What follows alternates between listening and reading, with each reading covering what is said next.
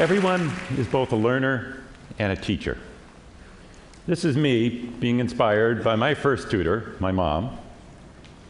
And this is me teaching Introduction to Artificial Intelligence to 200 students at Stanford University. Now, the students and I enjoyed the class, but it occurred to me that while the subject matter of the class is advanced and modern, the teaching technology isn't. In fact, I use basically the same technology as this 14th century classroom.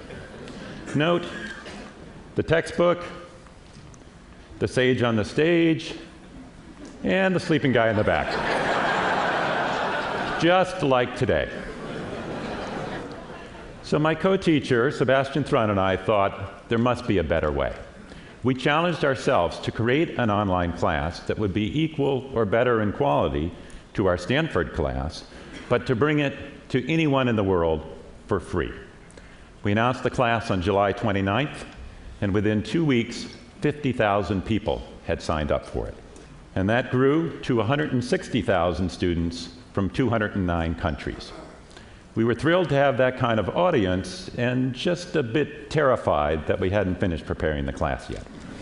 So we got to work. We studied what others had done, what we could copy, and what we could change. Benjamin Bloom had showed that one-on-one tutoring works best. So that's what we tried to emulate, like with me and my mom, even though we knew it would be one on thousands. Here, an overhead video camera is recording me as I'm talking and drawing on a piece of paper. A student said, "This class felt like sitting in a bar with a really smart friend who's explaining something you haven't grasped but are about to." And that's exactly what we were aiming for. Now, from Khan Academy, we saw that short 10-minute videos work much better than trying to record an hour-long lecture and put it on the small format screen. We decided to go even shorter and more interactive. Our typical video is 2 minutes, sometimes shorter, never more than 6, and then we pause for a quiz question to make it feel like one-on-one tutoring. Here, I'm explaining how a computer uses a grammar of English to parse sentences, and here, there's a pause, and the student has to reflect, understand what's going on, and check the right boxes before they can continue. Students learn best when they're actively practicing. We wanted to engage them, to have them grapple with ambiguity, and guide them to synthesize the key ideas themselves. We mostly avoid questions like, here's a formula, now tell me the value of y when x is equal to 2. We preferred open-ended questions. One student wrote, "Now I'm seeing Bayes networks and examples of game theory everywhere I look." And I like that kind of response. That's just what we were going for. We didn't want students to memorize the formulas. We wanted to change the way they looked at the world. And we succeeded, or I should say, the students succeeded. And it's a little bit ironic that we set about to disrupt traditional education, and in doing so, we ended up making our online class much more like a traditional college class than other online classes. Most online classes, the videos are always available. You can watch them anytime you want. But if you can do it anytime, it means you can do it tomorrow. And if you can do it tomorrow, well, you may not ever get around to it. So we brought back the innovation of having due dates. You could watch the videos anytime you wanted during the week, but at the end of the week, you had to get the homework done. This motivated the students to keep going, and it also meant that everybody was working on the same thing at the same time. So if you went into a discussion forum, you could get an answer from a peer within minutes. Now I'll show you some of the forums, most of which were self-organized by the students themselves. From Daphne Kohler and Andrew Ng, we learned the concept of flipping the classroom. Students watch the videos on their own, and then they come together to discuss them. From Eric Mazur, I learned about peer instruction, that peers can be the best teachers because they're the ones that remember what it's like to not understand. Sebastian and I have forgotten some of that. The A, B, C, D, F, and do it the other way around. What's variable is when and how long a student actually has to work on something, and what's fixed is that they actually master the material. And it's important to realize that not only will this make the student learn their exponents better, but it'll reinforce the right mindset muscles. It makes them realize that if you got 20% wrong on something, it doesn't mean that you have a C branded in your DNA somehow. It means that you should just keep working on it. You should have grit. You should have perseverance. You should take agency over your learning. Now, a lot of skeptics might say, well, hey, this is all great. Philosophically, this whole idea of mastery-based learning and its connection to mindset, students taking agency over their learning, makes a lot of sense, but it seems impractical. To actually do it with students, it seems like every student would be on their own track. They would have to be personalized. You would have to have private tutors. You would have to work worksheets for every student. And there were experiments. These aren't new ideas. There were experiments in Winnetka, Illinois, 100 years ago, where they did mastery-based learning. And they saw great results, but they said it wouldn't scale because it was logistically difficult. And the teacher had to give different worksheets to every student, give on-demand assessments. But now, today, it's no longer impractical. We have the tools to do it. Students need an explanation at their own time and pace. Well, there's on-demand video for that. They need practice. They need feedback. Well, there's adaptive exercises. It's readily available for students. And when that happens, all sorts of neat things happen. One, the students can actually master the concepts, but they're also building their growth mindset. They're building their grit, their perseverance. They're taking agency over their learning. And all sorts of beautiful things can start to happen in the actual classroom. Instead of it being focused on the lecture, students can interact with each other. They can get deeper mastery over the material. They can go into simulation, Socratic dialogue. And to appreciate what we're talking about and kind of the tragedy of lost potential here, I like to give a little bit of a thought experiment. If we were to go 400 years into the past to Western Europe, which even then was one of the more literate parts of the planet, you would see that about 15% of the population knew how to read.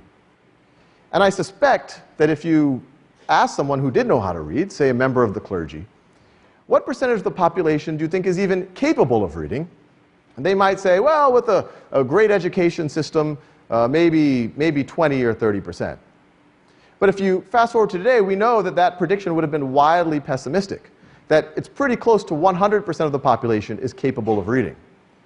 But if I were to ask you a similar question, what percentage of the population do you think is capable of truly mastering calculus, or understanding organic chemistry, or being able to contribute to cancer research? A lot of y'all might say, well, with a great education system, maybe 20, 30%. But what if that estimate is just based on your own experience in a non-mastery framework, your own experience with yourself or observing your peers, where you're being pushed at this set pace through classes, accumulating all these gaps? Even when you got the A, that 95%, what was that 5% that you missed? And it keeps accumulating all the way that you get to a more advanced class, and all of a sudden you hit a wall and you say, oh, I'm not meant to be a cancer researcher. I'm not meant to be a physicist. I'm not meant to be a mathematician. And I suspect that actually is the case, but if you were allowed to be operating in a mastery framework, if you were allowed to really take agency over your learning, and when you get something wrong, embrace it, view that failure as a moment of learning, that number of the percent that could really master calculus or understand organic chemistry is actually a lot closer to 100%. And this isn't even just a nice to have. I think it's a social imperative. We're exiting what you could call the industrial age, and we're going into this, information revolution. And it's clear that some things are happening. In the industrial age, society was a pyramid. And at the base of the pyramid, you had a large pool you needed human labor. In the middle of the pyramid, you had kind of an information processing, a bureaucracy class. And at the top of the pyramid, you had your owners of capital and your entrepreneurs and your creative class. But we know what's happening already as we go into this information revolution. The bottom of that pyramid, automation is going to take over. Let's talk about what's suddenly possible. What's suddenly possible was demonstrated by 3 big Stanford classes, each of which had an enrollment of 100,000 people or more. So to understand this, let's look at one of those classes, the machine learning class offered by my colleague and co-founder Andrew Ng. Andrew teaches one of the bigger Stanford classes. It's a machine learning class, and it has 400 people enrolled every time it's offered. When Andrew taught the machine learning class to the general public, it had 100,000 people registered. So to put that number in perspective, for Andrew to reach that same size audience by teaching a Stanford class, he would have to do that for 250 years. Of course, he'd get really bored. So Having seen the impact of this, Andrew and I decided that we needed to really try and scale this up to bring the best quality education to as many people as we could. So we formed Coursera, whose goal is to take the best courses from the best instructors at the best universities and provide it to everyone around the world for free. We currently have 43 courses on the platform from 4 universities across a range of disciplines, and let me show you a little bit of an overview of what that looks like. Welcome to Calculus. 50 million people are uninsured. Models help us design more effective institutions and policies. We get unbelievable segregation. So Bush imagined that in the future, you'd wear a camera right in the center of your head. Mills wants the student of sociology to develop the quality of mind. Hanging cable takes on the form of a hyperbolic cosine. For each pixel in the image, set the red to 0. Vaccine allowed us to eliminate poliovirus. Does Lufthansa serve breakfast in San Jose? Well, that sounds funny. So this is which coin you pick, and this is the 2 tosses. So in large-scale machine learning, we'd like to come up with computational...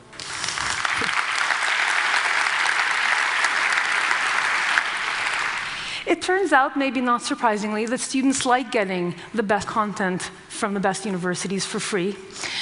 Since we opened the website in February, we now have 640,000 students from 190 countries.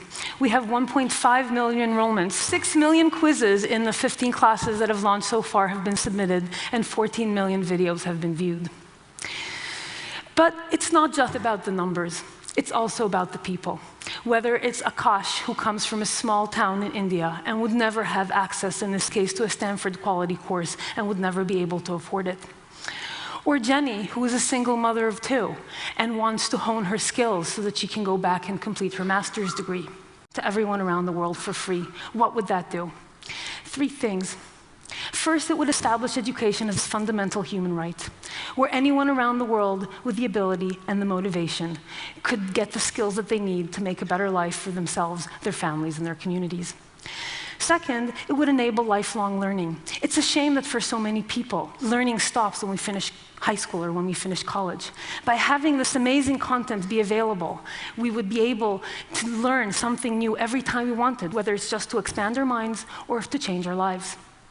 And finally, this would enable a wave of innovation, because amazing talent can be found anywhere. Maybe the next Albert Einstein or the next Steve Jobs is living somewhere in a remote village in Africa. And if we could offer that person an education, they would be able to come up with the next big idea and make the world a better place for all of us. Thank you very much.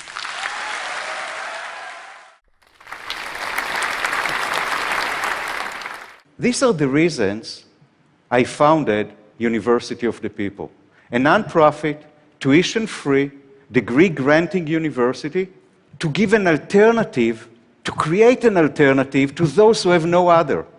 An alternative that will be affordable and scalable, an alternative that will disrupt the current education system, open the gates to higher education for every qualified student, regardless of what they earn, where they live, or what society says about them.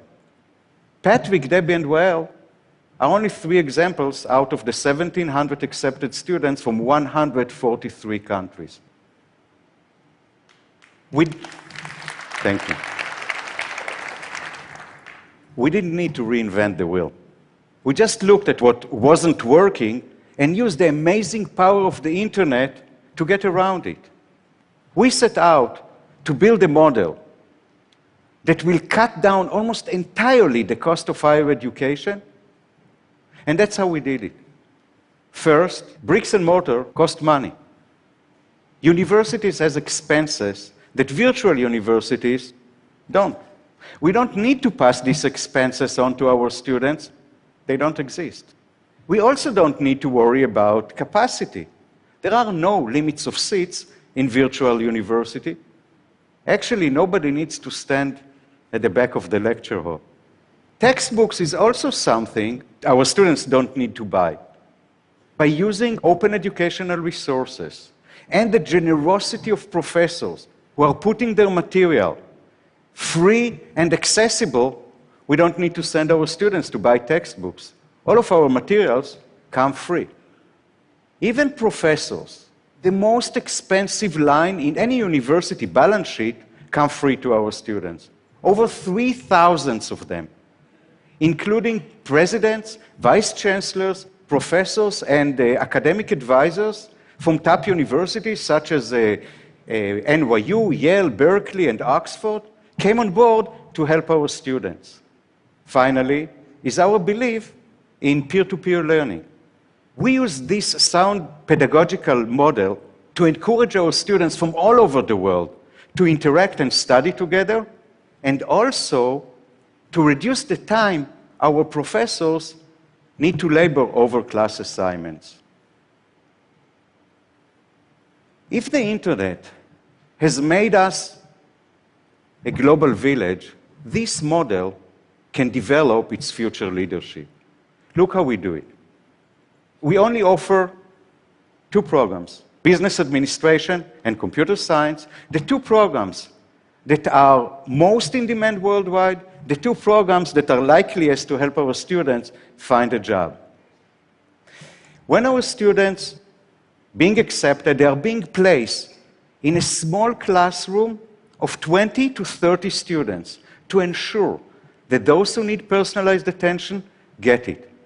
Moreover, for every 9 weeks course, they meet a new peer, a whole new set of students from all over the world. Every week. When they go into the classroom, they find the lecture notes of the week, the reading assignment, the homework assignment, and the discussion question, which is the core of our studies. Every week, every student must contribute to the class discussion and also must comment on the contribution of others. This way, we open our students' mind, we develop a positive shift in attitude toward different cultures. By the end of each week, the students take a quiz, hand in their homework, which are assessed by their peers under the supervision of the instructors, get a grade, move to the next week. By the end of the course, they take the final exam, get a grade, and follow to the next course. We open the gates for higher education for every qualified student.